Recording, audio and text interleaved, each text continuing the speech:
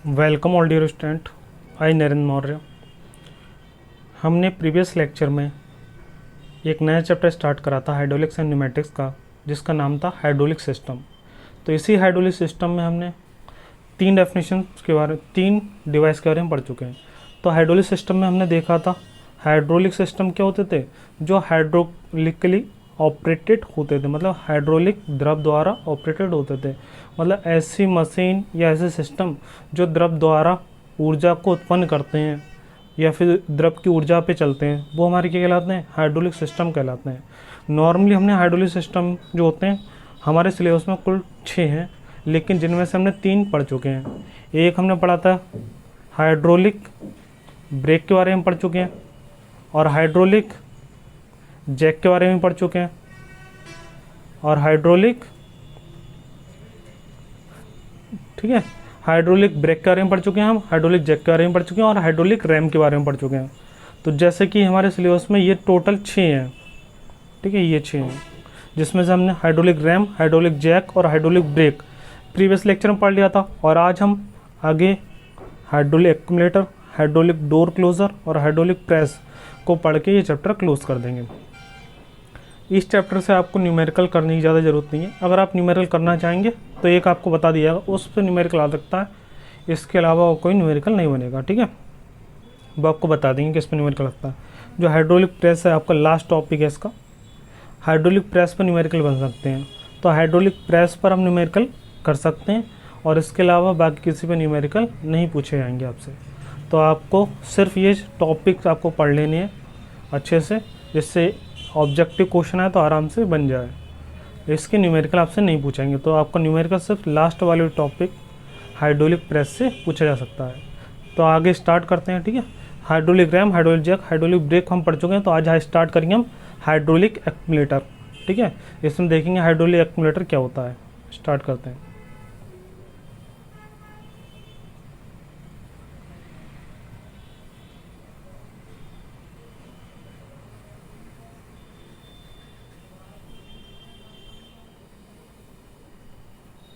देखिए, ये हमारा टॉपिक है हाइड्रोलिक एक्यूमुलेटर, ठीक है। हाइड्रोलिक एक्यूमुलेटर क्या है, ये भी एक हाइड्रोलिक डिवाइस है जो द्रव द्वारा ऑपरेटेड होता है। तो ये एक द्रव द्वारा ऑपरेटेड डिवाइस है जिसे हम क्या कहते हैं, हाइड्रोलिक एक्यूमुलेटर। इसका काम क्या होता है देख लेते हैं। सबसे पहले इसकी definition, it is a device use to store pressure energy which may be supplied to a machine. Later on these machines are hydraulic press, lift और crane etc. ठीक।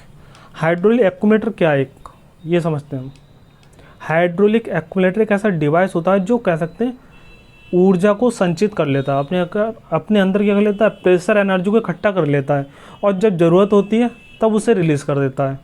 तो हाइड्रोलिक एक्यूमुलेटर एक ऐसा डिवाइस होता है जो कह सकते हैं हम प्रेशर को जब ज़्यादा हो जाएगा अपने अंदर स्टोर कर लेगा, और जब ज़रूरत पड़ेगी तो उसे रिमूव कर देगा। तो हाइड्रोलिक एक्यूमुलेटर क्या है, एक प्रेशर एनर्जी पर बेस्ड डिवाइस है, ठीक है। तो हम इसमें वर्किंग में देखते हैं। वर्किंग से पहले देखते हैं क्या क्या है इसमें। यहाँ से यहाँ तक देख रहे हैं आप, ये क्या है, रैम वाला पार्ट है। ये बना होता है पिस्टन, जैसे पिस्टन होती है उसी तरह का होता है, ये सिलेंडर शेप में होता है, गोल गोल, ठीक है। ये क्या है, रैम है हमारा। इसके ऊपर हम जो भी भार होता है हमें लिफ्ट करना है, उस भार को रखेंगे इसके ऊपर, ठीक है। ये हमारा पूरा क्या है, ये सिलेंडर है, जिसमें सिलेंडर में इधर की तरफ हमारा क्या प्रवेश पॉइंट है, इधर की तरफ क्या है, निकास पॉइंट है, और बीच में क्या भरा हुआ है, यहाँ पे जल। अब देखो यहाँ पे कार्य कैसे होता है, ये देखते हैं हम। सबसे पहले हम क्या करते हैं, यहाँ से वाटर को एंटर कराएंगे, ठीक है। एंटर कराते हैं, और एंटर कराने के बाद वो आएगा वाटर, और वाटर आके इसमें अंदर इकट्ठे होने लगेगा, तो रैम ऊपर जाने लगेगा, ठीक है। वाटर यहाँ पर आएगा तो नीचे क्या होगा, जल बढ़ता जाएगा। उसके बाद क्या होगा, ये वेट ऊपर तरफ लिफ्ट होने लगेगा, ठीक है। उसके बाद हम क्या करते हैं, यहाँ पे ये देखते हैं, ठीक है। देखिए इससे बाहर समझ लेते हैं, पूरी वर्किंग समझ लेते हैं पूरी। देखिए इसमें क्या होगा, ये मान लीजिए जो हमारा हाइड्रोलिक एक्यूमुलेटर है, इसका डिवाइस, ये एक डिवाइस है जिससे हम क्या करते हैं, हाइड्रोलिक प्रेस या हाइड्रोलिक लिफ्ट या फिर हाइड्रोलिक क्रेन के साथ यूज़ करते हैं। मतलब जो हमारा हाइड्रोलिक एक्यूमुलेटर डिवाइस दिया है, इससे हम अकेले यूज़ नहीं करते हैं, जहाँ पर हाइड्रोलिक प्रेस या हाइड्रोलिक लिफ्ट या हाइड्रोलिक क्रेन यूज़ होता है, वहाँ पर हम हाइड्रोलिक एक्यूमुलेटर को साथ में यूज़ करते हैं। इसका कार्य क्या होता है, जैसे कई बार देखो आपने प्रेस, हाइड्रोलिक प्रेस द्वारा जब प्रेशर लगाते हैं उस पर, तो प्रेशर की मात्रा जब एकदम ज़्यादा हो जाए, तो जब बहुत ज़्यादा प्रेशर हो जाता है ना, तो उसे कंट्रोल करने के लिए कुछ डिवाइस होना चाहिए। तो उसके लिए हम क्या करते हैं, एक्यूमुलेटर लगाया जाता है। तो एक्यूमुलेटर क्या करता है, जैसे यहाँ पर एंटर हो रहा है वाटर, और वाटर का प्रेशर क्या ज़्यादा है, तो यहाँ पे ये स्टोर कर लेगा वाटर को। प्रेशर मेनली इसका काम क्या है, प्रेशर को कंट्रोल करके रखना है। मतलब किसी डिवाइस में अगर प्रेशर बढ़ रहा है बहुत ज़्यादा, तो ये एक्यूमुलेटर क्या करता है, उस एनर्जी को स्टोर कर लेता है अपने अंदर, ठीक है, और आवश्यकता अनुसार जब ज़रूरत होती है तब उसे रिलीज़ कर देता है। तो आप ये समझ सकते हैं, एक्यूमुलेटर एक ऐसा डिवाइस होता है जो एनर्जी को अपने अंदर स्टोर कर लेता है और आवश्यकता अनुसार रिलीज़ कर देता है। जैसे अगर मान लो यहाँ से हमने मान लो पंप वाला सिरा है, तो पंप से अगर मान लो कई बार प्रेशर ज़्यादा हो सकता है, तो प्रेशर जब ज़्यादा हो जाएगा तब ये अंदर वाटर को स्टोर कर लेगा अपने अंदर, जिससे प्रेशर कंट्रोल में रहे। और जब हमें ज़रूरत पड़ेगी तो इसे निकास वाले एंड से क्या करेगा, उस मशीन के ऊपर ये सप्लाई कर देगा वाटर जहाँ पर हमें चाहिए। तो यहाँ से एक्यूमुलेटर से फिर वाटर को सप्लाई कर देते हैं बाद में जब आपको चाहिए होता है।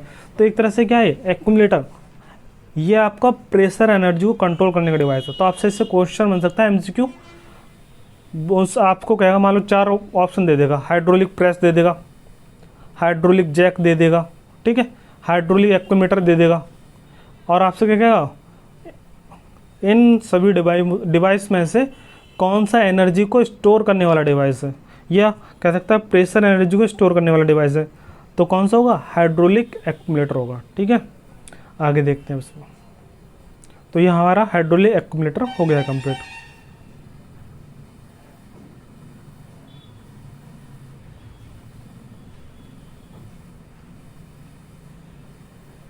ठीक है, इन पे बेस क्वेश्चन नहीं करने की जरूरत है, इतने बड़े बड़े क्वेश्चन नहीं पूछे जाते हैं इसमें, ऑब्जेक्टिव में क्वेश्चन पूछे नहीं आएगा इतना बड़ा, ठीक है, सिंपल क्वेश्चन पूछे जाएंगे। अब हमारा अगला टॉपिक जो है उसका नाम क्या, हाइड्रोलिक डोर क्लोज़र।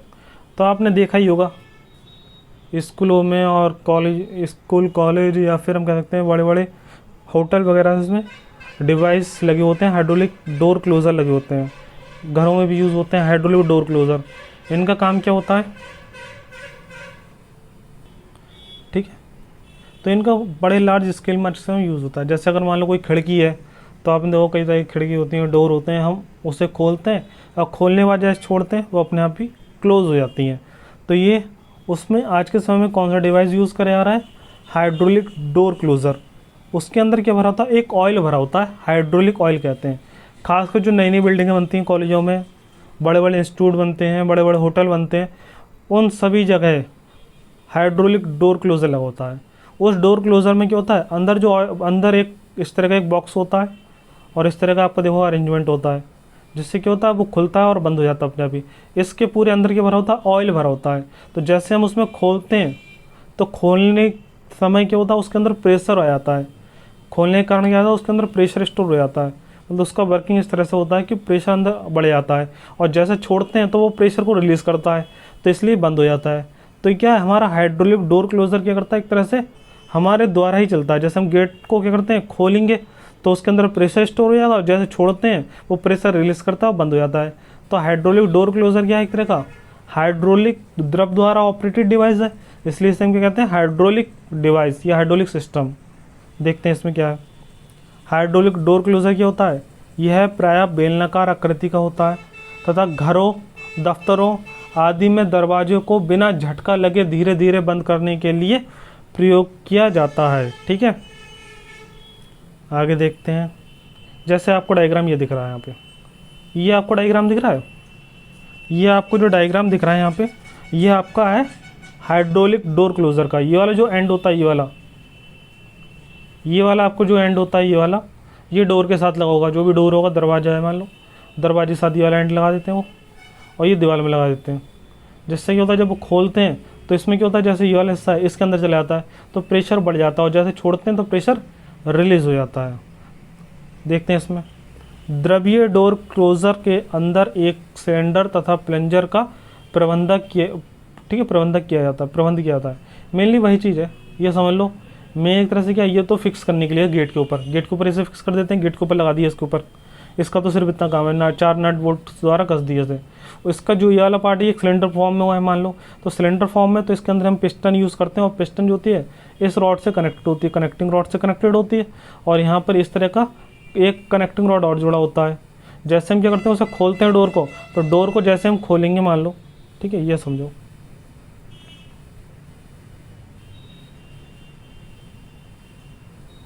ये है सिलेंडर, इसमें इस तरह की क्योंकि जो सिलेंडर होगा हमारा इस तरह से होगा मान लिया, उसमें क्योंकि इस तरह की हमारी एक पिस्टन होगी, पिस्टन से कनेक्टिंग रॉड होगी और इस तरह से एक रॉड होगी। तो जैसे हम क्या करते हैं इसे खोलते हैं, तो खोलने के बाद क्या होता है अंदर भरा हुआ जो ऑयल होता है वो प्रेस होने लग जाता है, ये पिस्टन आगे तरफ बढ़ता है, क्योंकि जैसे खोलेंगे इसे पीछे की तरफ धक्का देंगे, इधर पीछे की तरफ धक्का देंगे तो ये अंदर की तरफ जाने लगेगा, मतलब जो पिस्टन है हमारी पिस्टन इसके अंदर जाने लगी, जिससे जो अंदर भरा हुआ ऑयल होगा वो क्या होने लगेगा, प्रेस होने लगेगा, दबने लगेगा, जिससे प्रेशर बढ़ जाएगा और जैसे हम छोड़ेंगे तो प्रेशर को रिलीज करता है तो वापस आ जाता है। तो समझ होंगे आपका हाइड्रोलिक डोर क्लोजर क्या है। तो हाइड्रोलिक डोर क्लोजर जो हमारा एक सिलेंड्रिकल फॉर्म होती है, इसमें ये हमारा सिलेंडर का पोर्शन होता है, इसके अंदर एक पिस्टन होती है यहाँ पर, और पिस्टन यहाँ पे कनेक्टिंग रॉड से जुड़ी हुई होती है, और ये हमारे एक अलग से क्रैंक होता है जो एक फिक्स सिरे के अराउंड घूमता रहता है। ठीक है, तो आप समझे होंगे, इसकी वर्किंग पूरी समझे होंगे, कोई दिक्कत नहीं होगी। हाइड्रोलिक डोर क्लोजर, ठीक है, इस टॉपिक से आपकी सिर्फ थ्योरी पूछाएगी, न्यूमेरिकल नहीं पूछाएगा हाइड्रोलिक डोर क्लोजर से। ठीक है, तो आपको ये भी क्वेश्चन बन सकता है, अगर मतलब डायग्राम बेस्ड क्वेश्चन बना तो आपको डायग्राम दे सकता है और पूछ सकता है ये डायग्राम किसका है। ठीक है, डायग्राम बेस्ड भी क्वेश्चन बन जाते हैं ऑब्जेक्टिव। तो यहाँ पे अगर हम बात करें इसमें सबसे मेन बात क्या है, क्वेश्चन आपको ये भी आ सकता है, झटके सोखने के कारण दरवाज़ों में शोर नहीं होता। तो ऐसा कौन सा डिवाइस है जो झटकों को सोखने का काम करता है दरवाज़ों में, किसी दरवाज़ों में झटके को सोखने का काम कौन करता है, हमारा डोर क्लोजर काम करेगा। अब हम आगे पढ़ते हैं हाइड्रोलिक प्रेस के बारे में। ठीक है, लास्ट टॉपिक है इस चैप्टर का जिसका नाम है हाइड्रोलिक प्रेस। ठीक, हाइड्रोलिक प्रेस के बारे में हम पढ़ेंगे और यहाँ पर इसके बेस फॉर्मूले भी देखेंगे, डेरिवेशन भी देखेंगे और इस पर बेस न्यूमेरिकल भी हमें करना है। अगर आप करना चाहें तो इससे बेस न्यूमेरिकल कर सकते हैं। अगर आपका इस पूरे चैप्टर से न्यूमेरिकल पूछा जाएगा तो सिर्फ और सिर्फ हाइड्रोलिक प्रेस से। ठीक है, बाकी और कोई न्यूमेरिकल इससे पूछा नहीं जाता है, बाकी जो हमारे टॉपिक थे उनमें से किसी से न्यूमेरिकल नहीं आएगा। तो हाइड्रोलिक प्रेस पे आप एक न्यूमेरिकल कर सकते हैं, बाकी किसी पे आपसे न्यूमेरिकल नहीं पूछा जा सकता इसमें। तो देखते हैं हम हाइड्रोलिक प्रेस क्या होता है। यहाँ पर आपको एक डिवाइस दिया है, ठीक, ये हमारा जो डायग्राम है, यहाँ पर जो डायग्राम दिया है आपको, ये डायग्राम किसका है, हाइड्रोलिक प्रेस का है। इसका काम क्या होता है, इसका काम होता है भारी भारी जो वजन होता है, लोड होता है, बड़े बड़े सामान होते हैं, जैसे किसी इंडस्ट्री में जब आप जाओगे तो बड़े बड़े इक्विपमेंट मैन्युफैक्चर्ड होते हैं, उन्हें एक जगह से दूसरी जगह पहुंचाने का काम करता है, लिफ्ट करने का काम होता है, उठाने का काम होता है, तो हाइड्रोलिक प्रेस का यूज़ करता है। तो इसका काम क्या होता है, hydraulic press is an apparatus use to lift heavier load by least force, मतलब कम से कम फोर्स लगाकर अधिक से अधिक बल, मतलब कम से कम फोर्स लगाकर अधिक से अधिक भारी लोड को उठाने का काम करता है हाइड्रोलिक प्रेस। तो जो इंडस्ट्रीज होती हैं, इंडस्ट्रीज में कई हम पार्ट्स बनाते हैं, उन पार्ट्स को एक जगह से दूसरी जगह आपको ट्रांसफ़र करना होता है, तो वहाँ पे जो मशीन होती है उसमें एक हाइड्रोलिक प्रेस डिवाइस लगा होता है, जिसकी सतह से हम क्या करते हैं, कम बल लगाकर उस वस्तु को आसानी से लिफ्ट कर सकते हैं और लिफ्ट करके आसानी से एक जगह से दूसरी जगह पहुँचा भी सकते हैं। तो इस हाइड्रोलिक प्रेस का कई जगह यूज़ होता है। ठीक है, इसकी अगर हम बात करें, हाइड्रोलिक प्रेस का हम बहुत सारी जगह यूज़ कर सकते हैं। जैसे आपने देखा रहा है यहाँ पे क्या है, प्लंजर है, यहाँ पर रैम है, तो ये वाला जो पार्ट होता है इसके ऊपर हम लोड को रखते हैं, तो इसका हम कहाँ यूज़ कर सकते हैं, इसका भी हम कहाँ यूज़ कर सकते हैं, जो गाड़ियों की धुलाई वगैरह होती है तो वहाँ पर भी इसका यूज़ कर सकते हैं। ठीक है, मतलब हाइड्रोलिक प्रेस वहाँ पर यूज़ होता है, इसकी एफिशिएंसी उससे ज़्यादा होती है, तो इसकी एफिशिएंसी ज़्यादा होने के कारण क्या होता है, हाइड्रोलिक प्रेस का भी यूज़ करा जाता है। साथ में कई हमारे ऐसे मैकेनिकल डिवाइस आते हैं जहाँ पर क्या होता है, एक तरफ से आपको कम फोर्स लगाना पड़े और दूसरी तरफ से वस्तु की वजह उड़ जाए, तो आसानी से उठ जाए, इसलिए हम क्या करते हैं, हाइड्रोलिक प्रेस का वहाँ पर यूज़ करते हैं। तो हाइड्रोलिक प्रेस ऐसे एक डिवाइस होता है जिसकी सहायता से हम भारी वजनदार लोड को आसानी से उठा सकते हैं with least amount of force, मतलब बहुत कम से कम फोर्स लगाकर अधिक से अधिक भारी वस्तु को उठा सकते हैं इससे। ठीक है, अब इसमें देख लेते हैं कौन कौन सी पार्ट्स होते हैं इसके। आप देखिए सबसे पहले ये वाला जो पार्ट देखेंगे, जो बाहर वाला, ये पूरा एक सिलेंडर होता है। ठीक है, इसे हम सिलेंडर कह सकते हैं इस पूरे वाले पार्ट को। और इसमें आप जो देख रहे हैं ये वाला जो पार्ट है ये आपका रैम कहलाता है। रैम का जो आकार होता है ऑलवेज क्या होता है, ग्रेटर होता है प्लंजर से। प्लंजर आपको दिख रहा है ये छोटा सा, लेकिन दोनों क्या होते हैं, सिलेंड्रिकल फॉर्म में होते हैं। लेकिन प्लंजर और रैम में क्या डिफरेंस है, रैम का जो कह सकते हैं, रैम की अगर बात करें जो मोटाई होती है वो क्या होती है, कम होती है। रैम की मोटाई कम होती है और जो इसका व्यास होता है वो ज़्यादा होता है। व्यास ज़्यादा होता है और मोटाई कम होती है रैम की। लेकिन प्लंजर में इसका उल्टा होता है। प्लंजर में आपका क्या होता है, मोटाई ज़्यादा होती है, व्यास कम होता है। तो यहाँ पर प्लंजर दिया तो प्लंजर का एरिया मान लिया हमने स्मॉल है। ठीक, प्लंजर का एरिया मान लिया स्मॉल है और रैम का मान लेते हैं कैपिटल है। तो इसका अगर बात करें डायमीटर होगा कैपिटल डी, तो इसका डायमीटर कितना होगा, स्मॉल डी। तो इसका एरिया कितना होगा, π/4 डी स्क्वायर। और इसका एरिया कितना होगा, π/4 कैपिटल डी स्क्वायर। आसानी से हो जाओ, तो हम इसका एरिया निकाल सकते हैं, आराम से निकाल सकते हैं। अब आगे देखिए, जब हम यहाँ पे क्या करेंगे, कोई फोर्स लगाएंगे तभी तो यहाँ से जो हमारा वेट इस पर रखा होगा तभी तो लो अब ऊपर की तरफ भागेगा वो। तो हम क्या करते हैं, इधर की तरफ से एक फोर्स लगाते हैं। तो जो फोर्स लगाते हैं उस फोर्स के कारण जो अंदर भरा हुआ फ्लूइड है, यहाँ पर अंदर क्या भरा है, कोई द्रव भरा हुआ है, मान लो कोई ऑयल है, हाइड्रोलिक ऑयल। ऑयल ही क्यों भरते हैं, कई बार आपने सोचा होगा। जैसे फ्लूइड की बात करें तो कोई भी हम फ्लूइड यूज़ कर सकते हैं वैसे तो।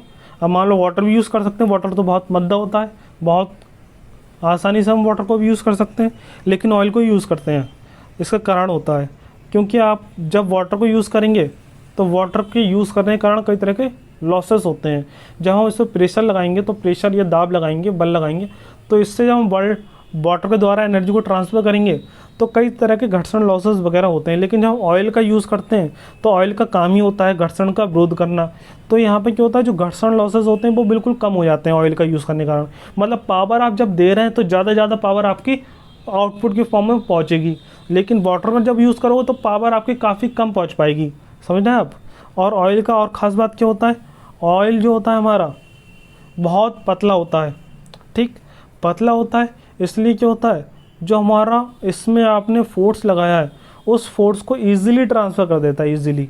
ठीक है, एक तो फ्रिक्शन भी कम होता है और आसानी से ही चलता रहता है इसमें, क्योंकि अंदर आपका ऑयल भरा हुआ है। तो इसकी जो अगर मान लो कोई थोड़ी बहुत दरार वगैरह कुछ आ जाती है, ऐसे आप मेंटेनेंस खुद हो जाती है, सफाई वगैरह आपको करनी पड़ती है बस थोड़े समय के बाद। तो ऑयल ज़्यादा बेनिफिशियल होता है, पावर ज़्यादा ट्रांसफ़र करता है। ठीक है, अब वर्किंग देखेंगे इसकी। अब देखिए करते हैं वर्किंग देखते हैं। ठीक है, सबसे पहले आप क्या करते हैं, मान लिया आपको ये वेट उठाना है, वेट का मान है W, कैपिटल W वेट को आपको लिफ्ट करना है। ठीक है, देखो वेट को लिफ्ट कैसे करेंगे। हमने सबसे पहले क्या करा, यहाँ पे कोई कैपिटल है फोर्स लगाया। तो फोर्स लगाने पर क्या होगा, जो हमारा लिक्विड है यहाँ पर उस पर एक प्रेशर जनरेट होगा हमारे फोर्स के कारण। तो फोर्स के कारण जो प्रेशर इस पर जनरेट होगा वो प्रेशर क्या होगा, इक्वली डिस्ट्रीब्यूट हो जाएगा। और इक्वली डिस्ट्रीब्यूट हो जाएगा इसका मतलब क्या, जितना प्रेशर इसकी नीचे वाली सतह पे लग रहा होगा उतना ही हर सतह पे लग रहा होगा, जिससे हमारा जो ये वाला पार्ट है, रैम वाला पार्ट, जो हमने बल लगाया है उसके कारण क्या होगा, ये वाला पार्ट हमारा ऊपर तरफ लिफ्ट होने लगेगा, जिससे क्या होगा, हम किसी वस्तु को आसानी से लिफ्ट कर सकेंगे। ठीक है, मतलब जो हम फोर्स लगाएंगे तो उसके कारण क्या होगा, द्रव में प्रेशर जनरेट होगा और प्रेशर जनरेट होने के बाद ये करेगी वस्तु ऊपर तरफ मूव करेगी, जिससे आसानी से जो वस्तु इसके ऊपर रखोगी, लोड रखा होगा, वो आराम से लिफ्ट हो।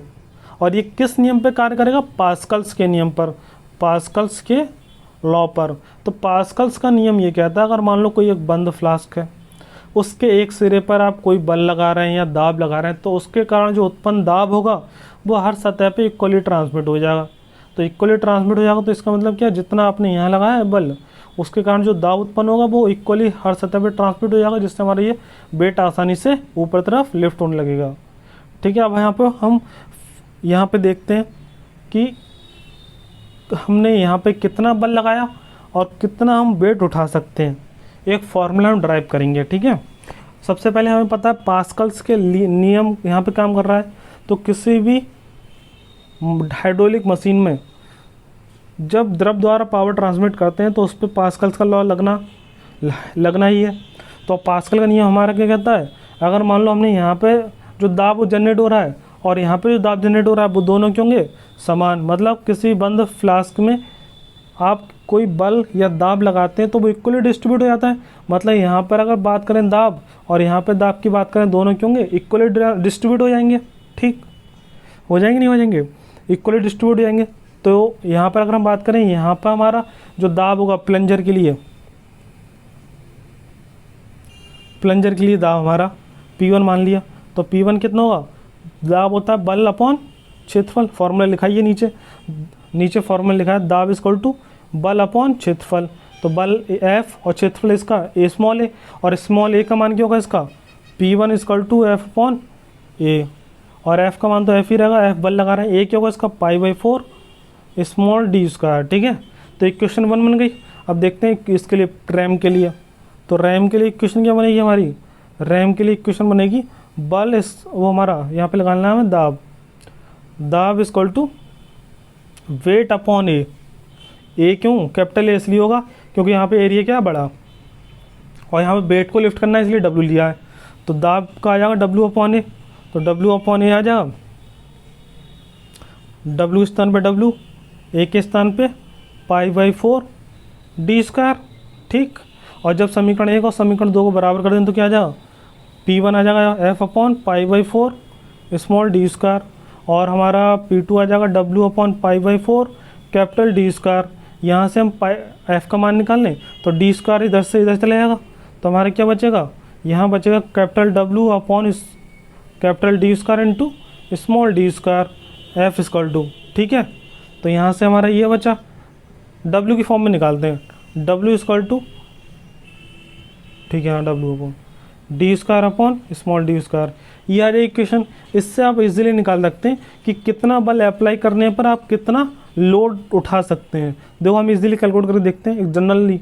अब आप बात करें, ये वाला जो आपका एरिया होता है बहुत कम होता है, एरिया क्या होता है, ज़्यादा होता है। स्मॉल डी का मान मान लें अगर हम 10, तो इस कैपिटल डी का मान आपका होता है 10 ठीक है, ऐसे हमने अप्रॉक्सीमेट माना है, वैसे आपको मान दिया होता है। ठीक है, प्लेंजर का जब आप कैलकुलेट करेंगे तो स्मॉल डी का मान क्या है 10 और कैपिटल डी का मान 100 है। चलो ठीक है, और बल मान लेते हैं हम यहाँ पे, बल मान लिया हमने, मान लो 50 न्यूटन मान लिया। ठीक है, अब देखो 50 न्यूटन बल लगाने पे कितना वेट लिफ्ट कर सकते हैं, इसके लिए फॉर्मूला देखो, W equal to F 50, F कितना है 50 इंटू कैपिटल D 100 का स्क्वायर अपॉन 10 का स्क्वायर, तो ये आ जाएगा कितना 50 इंटू 1 2 3 4 अपॉन 100, 50 दूनी 100, 2 पंजे 10, 5000, मतलब 5000 न्यूटन वेट को आप क्या कर सकते हैं, इजीली लिफ्ट कर सकते हैं। कितना वेट लगाने पर, कितना, सिर्फ 50 न्यूटन बल लगाने पर 5000 न्यूटन का वेट आराम से उठा सकते हैं। मतलब एग्जाम्पल कह सकते हैं हम, अगर 50 किलोग्राम का वेट आप 50 किलोग्राम के बराबर, जो 50 किलोग्राम के वेट को उठाने में जो फोर्स लगेगा, उतना फोर्स लगाकर आप 5000 किलोग्राम का कोई भारी वजन उठा सकते हैं इजीली। तो आपने देखो जो क्रेनें वगैरह बनी होती हैं, क्रेनें आती नहीं आती हैं, जो क्रेन आती हैं गाड़ियों को लिफ्ट कर देती हैं, तो वहाँ पर क्या लगा होता है, हाइड्रोलिक प्रेस लगा होता है, उसमें अंदर जो डिवाइस होता है हाइड्रोलिक प्रेस होता है। इसी तरह से कई डिवाइस आते हैं।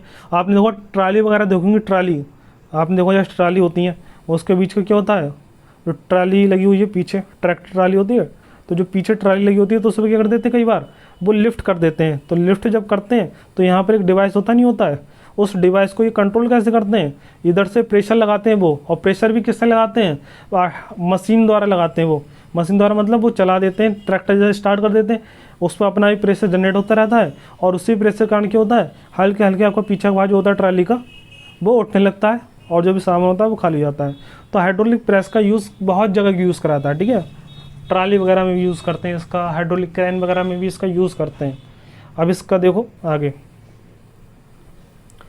यहाँ पर डेरिवेशन आपको दिया हुआ है, तो आप डेरिवेशन यहीं से नोट कर सकते हैं वैसे। ठीक है, समझ लेते हैं एक बार, हमने समझ तो लिया ही है, इसे और देख लेते हैं एक बार। देखिए सबसे पहले यहाँ बात कर रहा है दाब तीव्रता। दाब तीव्रता का फॉर्मूला पता ही है आपको, प्लंजर के लिए निकालना है तो प्लंजर पे लगाया गया बल F अपॉन ए, यही तो होता है। तो अगर हम प्लंजर के लिए दाब निकालें, प्लंजर के लिए दाब क्या हो जाए, कैपिटल F अपॉन स्मॉल ए हो जाओ।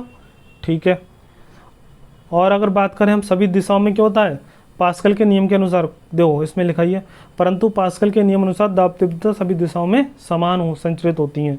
तो रैम के लिए दाब तीव्रता, ये तो किसके लिए आ गई दाब तीव्रता, ये आ गई हमारी प्लंजर के लिए, प्लंजर के लिए आ गई एफ अपॉन स्मॉल ए। अब हम निकालेंगे रैम के लिए, तो रैम के लिए क्या हो जाएगी कैपिटल डब्ल्यू अपॉन ए, और ये दोनों क्या होंगे बराबर, तो बराबर कर दिए इन्होंने दोनों को, और दोनों को बराबर कर दिए, यहाँ से डब्ल्यू का मान निकाल लिया F into capital A upon small A, that हमारा फॉर्मूला बन गया। ये फॉर्मूला आपसे पूछा जा सकता है ये किसके लिए यूज़ होता है, ठीक है, तो ये आपको याद रखना है।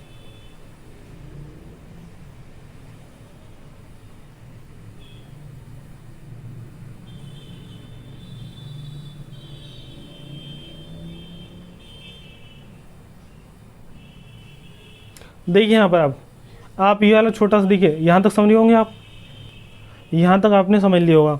इसका एक छोटा सा पार्ट ये वाला बचा है, ये और देख लेते हैं फिर ये ख़त्म करते हैं। जैसे आप यहाँ पे देख रहे हैं ये वाला डायग्राम, ठीक है, ये वाला डायग्राम कुछ और नहीं है, ये इसी का डायग्राम है। जैसे यहाँ पे ऊपर वाले पार्ट देखें हम, तो ऊपर देखिए यहाँ पे प्लंजर लगा हुआ है, जैसे यहाँ पर आप देख रहे हैं यहाँ प्लंजर लगा हुआ है, तो प्लंजर को अगर बात करें डायरेक्ट आपको फोर्स लगाना, ये वाला पार्ट देख रहे हैं आप, तो यहाँ पर क्या है प्लंजर लगा हुआ है ऑल, तो प्लंजर के ऊपर जो यहाँ पर कनेक्टिंग रॉड है तो वो इस तरह से डायरेक्ट लगी हुई है। अगर आप मान लो सोचो आप, ये नल वाला हिस्सा होता है नल वाला, और आप इस तरह से सरिया को पकड़ के ऊपर खींचते ऊपर नीचे करते, तो आपको कंपैरिजन, आप अगर हैंडल होगा तो उससे ज़्यादा फोर्स लगाना पड़ेगा। इन्होंने क्या करा, इन्होंने एक चीज़ और करी, इन्होंने ये करा, उन्होंने देखा प्लंजर के होते हुए जब हम डायरेक्ट कनेक्टिंग रॉड पर फोर्स लगाते हैं तो आपको फोर्स ज़्यादा लगाना पड़ता है, लेकिन जब इस पर एक हैंडल जोड़ दें तो हैंडल पर फोर्स लगाएं तो उससे आपको क्या करना पड़ता है, और कम फोर्स लगाकर हम इतने वेट को लिफ्ट कर सकते हैं। तो इन्होंने एक हैंडल को भी ऐड कर दिया बाद में, मतलब आप ये प्रोसेस समझ लीजिए। लेकिन इसके बाद हमने देखा इन्होंने मॉडिफाई कर दी इसी पार्ट में, प्लंजर वाले में इन्होंने क्या करा, एक यहाँ पे हैंडल दे दिया। हैंडल देने का इन्होंने बेनिफिट ये देखा, और कम फोर्स लगाने पर ज़्यादा वेट लिफ्ट कर सकते हैं। तो देखो यहाँ पर नीचे वाला डायग्राम है वो इसी चीज़ का है। देखिए यहाँ पर आपको दिख रहा है ये प्लंजर वाला भाग, तो इन्होंने क्या करा, यहाँ पे एक हैंडल लगा दिया, बस ये वाला भाग है, ये एक हैंडल लगा दिया ये प्लंजर से, ठीक है। अब जब इन्होंने हैंडल लगा दिया तो क्या चेंजेस आ गए, कितना फ़र्क पड़ा, उसे कैलकुलेट करते हैं हम, ठीक है। देखो यहाँ पर टोटल लंबाई इसकी एल है, और जो इसका कह सकते हैं हमारा कनेक्टिंग रॉड है यहाँ पर, और जो हमारा फिक्स एंड है इसका पाइवट एंड, उसके बीच की डिस्टेंस कितनी है, स्मॉल एल है, ठीक है, ये स्मॉल एल डिस्टेंस है, और टोटल लंबाई कितनी है इसकी, कैपिटल एल है। और जब हम फोर्स लगाएंगे तो इसके फ्री एंड पे लगाएंगे, लेकिन लगाएंगे जब फोर्स तो बहुत कम फोर्स लगाना पड़ता है। तो फोर्स हमने लगा लिया, मान लिया पी प्रयास फोर्स लगा रहे हैं, और ये क्या हमारा, ये हमारा प्लंजर हो गया, ठीक है। तो जब हम यहाँ पर पी फोर्स लगाएंगे तो क्या फ़र्क पड़ेगा ये देखते हैं, ये कैलकुलेट करना है हमें मेन। तो आपको पता होगा यांत्रिक लाभ का फॉर्मूला क्या होता है, मैकेनिक्स में आपने पढ़ा होगा यांत्रिक लाभ। तो मैकेनिक्स में आपने यांत्रिक लाभ का फॉर्मूला पढ़ा होगा, क्या होता है यांत्रिक लाभ बराबर W अपॉन ए होता है, W upon P, sorry W upon P होता है भार अपॉन प्रयास, मैकेनिकल एडवांटेज होता है, मैकेनिकल एडवांटेज कहते हैं, ठीक है। मैकेनिकल एडवांटेज या यांत्रिक लाभ क्या होता है, W अपॉन पी। W यहाँ पर होता है जो भार हमें उठाना है, P क्या होता है, लगाया गया प्रयास, ठीक है। तो W अपॉन पी हमारा क्या होता है, मैकेनिकल एडवांटेज होता है। अब देखो इस फॉर्मूले का यूज़ कर हम कैलकुलेट करते हैं। तो देखो यहाँ पे कहा गया है प्लंजर पर कम बल लगाकर रैम पर अधिक बल W उत्पन्न किया जा सकता है, मतलब इस पर कम बल लगाकर हम रैम पे आसानी से अधिक बल को लिफ्ट कर सकते हैं। तो इसके लिए इन्होंने प्रेस का यांत्रिक लाभ निकाला है। तो यांत्रिक लाभ इन्होंने निकाला है प्रेस का, कैपिटल ए अपॉन स्मॉल ए इन्होंने डायरेक्ट ले लिया है, वैसे सॉल्व करके ये आता है। तो इन्होंने देखो सॉल्व कैसे करा है, आप डायरेक्ट चाहे डायरेक्ट ले सकते हैं, कोई दिक्कत नहीं है, लेकिन हम समझा देते हैं पूरा, ठीक है। देखिए यहाँ पर जैसे मैकेनिकल एडवांटेज की बात करें, क्या होता है हमारा फॉर्मूला, ये मैकेनिक्स में पढ़ा होगा आपने, W अपॉन पी। W होता है यहाँ पे लगाया गया भार, P होता है प्रयास, तो W अपॉन पी होता है। और इससे पहले हमने W अपॉन पी का मान निकाल चुके हैं ऑलरेडी। देखो W अपॉन पी का मान हम क्या निकाल चुके थे, यहाँ पे देखिए W अपॉन पी क्या है, लगाया गया प्रयास, मतलब बल होता है, लगाया गया बल। तो यहाँ पे देखो हम ले सकते हैं, जैसे W यहाँ पर है तो W अपॉन बल कितना लग रहा है यहाँ पे F, W अपॉन F का मान क्या है, capital A upon small A के बराबरी तो है। तो हम ले सकते हैं capital W upon small F equal to capital A upon small A. तो यहाँ पर हमने इसका यांत्रिक लाभ निकाल दिया लीवर का, और लीवर का किस पार्ट का, प्रेस वाले पार्ट का। तो कितना आ गया, कैपिटल ए अपॉन स्मॉल ए आ गया। यहाँ तक कोई दिक्कत नहीं है। अगर प्रेस का आपको कुल यांत्रिक लाभ निकालना है, ठीक, तो प्रेस का आपको कुल यांत्रिक लाभ निकालना है। जो आपका डिवाइस है प्रेस, तो उसके लिए प्लंजर वाले भाग के लिए निकालना है, ठीक है। तो यहाँ पर प्लंजर वाले भाग का हमने सबसे पहले क्या निकाला, यांत्रिक लाभ। यांत्रिक लाभ ये बताता है कि कितना बल लगाने पर आप कितना वेट लिफ्ट कर सकते हैं। तो इसमें क्या होता है, हैंडल लगाने पर और कम बल लिफ्ट कर सकते हैं, तो उसके लिए फॉर्मूला निकालना है। तो फॉर्मूला कैसे आएगा, प्रेस का यांत्रिक लाभ निकालने, उसके यांत्रिक लाभ से जो हमने हैंडल नहीं लगाया था कंपैरिजन कर लो कि कितना ज़्यादा आएगा। इस तरह से हम कैलकुलेट करते हैं। तो यांत्रिक लाभ का फॉर्मूला आ गया, इसका W/F होता है या P होता है। तो उसका मान निकाल लिया हमने, कितना था, कैपिटल A/स्मॉल ए आ गया, क्योंकि बराबर आता है इसके। तो कैपिटल A/स्मॉल ए हो गया। लेकिन ये यांत्रिक लाभ तब आता है हमारा जब सिंपल लीवर हो। तो लेकिन जो लीवर आपका अरेंजमेंट देख रहे हैं यहाँ पर, तो यहाँ से यहाँ तक डिस्टेंस कितनी, कैपिटल L है, और यहाँ से यहाँ तक डिस्टेंस कितनी है, स्मॉल l। लेकिन जो पावर ट्रांसमिट हो रही है वो आपकी यहाँ तक हो रही है, यहाँ तक हो रही है। तो इसका आपका जो पूरे का फॉर्मूला होता है आपका यांत्रिक लाभ का क्या होता है, कुल यांत्रिक लाभ प्रेस के लिए कुल यांत्रिक लाभ होता है, कैपिटल L आपका बड़ा है तो ये ऊपर आएगा, स्मॉल l छोटा है ये नीचे आएगा, इंटू कैपिटल A/स्मॉल ए। ये आपका फॉर्मूला होता है, आपको ये याद रखना है। तो आपका किसी भी हाइड्रोलिक प्रेस के लिए जब आपका हैंडल लगा होगा, लीवर लगा होगा, तो उसके लिए आपका यांत्रिक लाभ होगा कैपिटल L/स्मॉल ए इंटू कैपिटल A/स्मॉल ए। तो इससे आप क्या निकाल सकते हैं, मैकेनिकल एडवांटेज ज्ञात कर सकते हैं, ठीक है। तो हैंडल कंडीशन में है ये, ठीक है। ये वैसे कम ही पूछा जाता है, अगर एक बार फिर भी आप पढ़ लेना, जिससे अगर आप पूछा भी जाए तो आप कर सकें आसानी से।